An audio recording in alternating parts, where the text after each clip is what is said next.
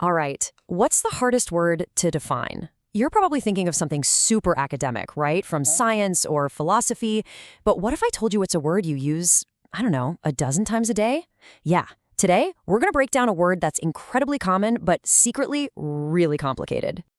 So let's try a little experiment. I want you to actually do this. Imagine someone who's just starting out with English comes up to you and asks, "Hey, what does time mean?" What would you even say? Go on, pause and think about it for a sec. Seriously. It's way harder than you think, right? You probably start talking about, well, a clock, or having a good time, or doing something 3 times. See what just happened? You use the word time to explain the word time. It's a total language trap, and we all fall into it. But what if there was a better way? A whole approach designed for this exact problem. One that's all about making big, complex ideas super clear using only the simplest building blocks of English. And that's exactly what our source is for this explainer. The Simple English Wiktionary. It's this amazing online dictionary where every single definition is written using only the most common, most basic English words. Now, let's be super clear about something. This isn't about dumbing things down, not at all. It's about distilling ideas. It's like a mental workout that forces you to get to the absolute heart of a concept. And trust me, that is a surprisingly tough and super valuable skill. And you know what? The word time is the perfect test for this whole idea. Our source says it's one of the top 1,000 most common words in English. I mean, it's totally fundamental. So having a clear definition is a must. All right, let's do this. Let's dive in. Okay, so the first thing this simple approach does is pretty smart. It splits the word into its different jobs. We're going to start with how we use it most of the time, as a noun.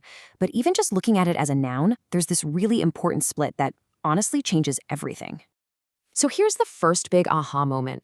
The simple approach splits time into two totally different ideas. On one side, you've got time as this big, abstract concept. You can't really count it. And on the other side, you have specific individual moments or events, and those you can count. So let's tackle that first one, the big, abstract idea. The definition? What we measure with a clock. Just think about that for a second. Physicists can go on and on about space-time and the arrow of time. Philosophers argue about whether it's even real. This definition just elegantly sidesteps all that mess for pure, simple clarity. And here's the example from our source.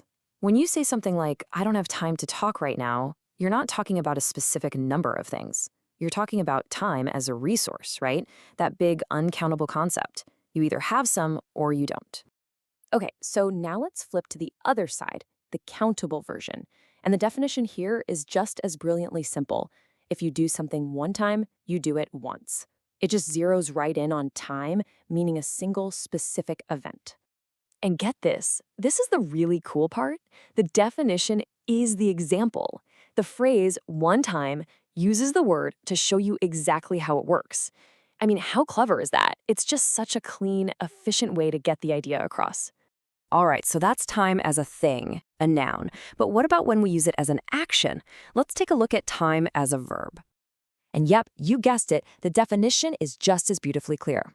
To time something is simply to measure how long it takes. And you see how that connects right back to our very first definition of time as a measurement? It all just fits. It's so logical. And the example they give is perfect.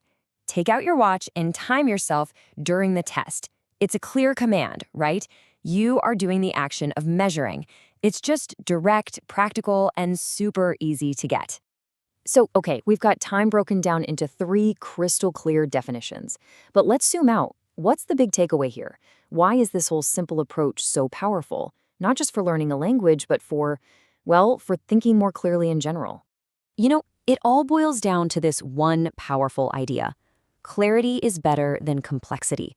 Now, obviously, that's huge for someone learning English. But honestly, it's kind of a secret weapon for all of us. Because when you force yourself to explain something simply, it means you have to understand it on a really deep level. It just makes you a better, more effective communicator. And really, that's the bottom line. True intelligence, true understanding, it isn't about using big, fancy words to sound smart. It's about having the skill to take a really complex idea and make it so simple that anyone can get it. Which brings me to a final question for you to chew on. Think about other words we use all the time. Words like love or good, or even a word as basic as thing. What other simple words are out there that are actually way more complex and way more fascinating than we ever stop to think about?